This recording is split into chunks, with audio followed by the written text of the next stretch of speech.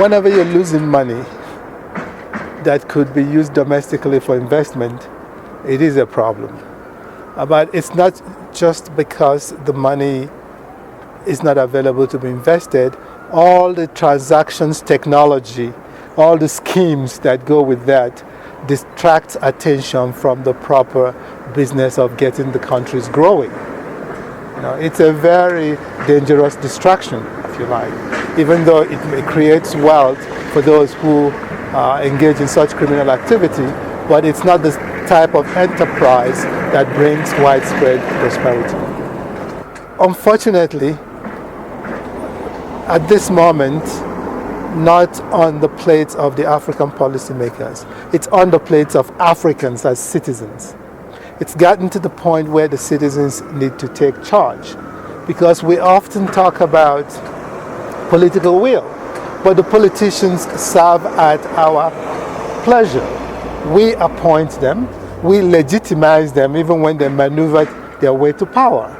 So if we begin to respond very negatively to such incentives, the politicians will learn to dance on the side that bring them power.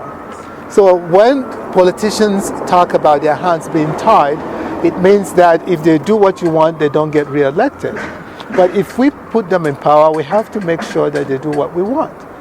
Then if we're not the ones that put them in power, we need to get to the side that determines who stays in power. That is why it's primarily our responsibility right now to take on this scourge.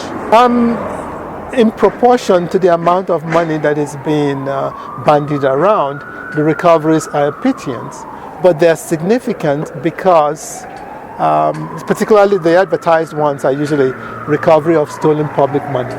First, we don't know the magnitude of what's been stolen. So it's difficult to know what proportion of that's been recovered. What is important is the demonstration effect. It means that it can be done. We can actually make sure that crimes don't pay. The kind of crime that is dangerous, the fish that rots from the head.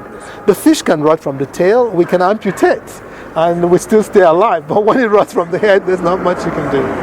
The way forward is exactly what we're doing now, to sensitize. Imagine how many people here were not even aware of the ramifications of what is happening.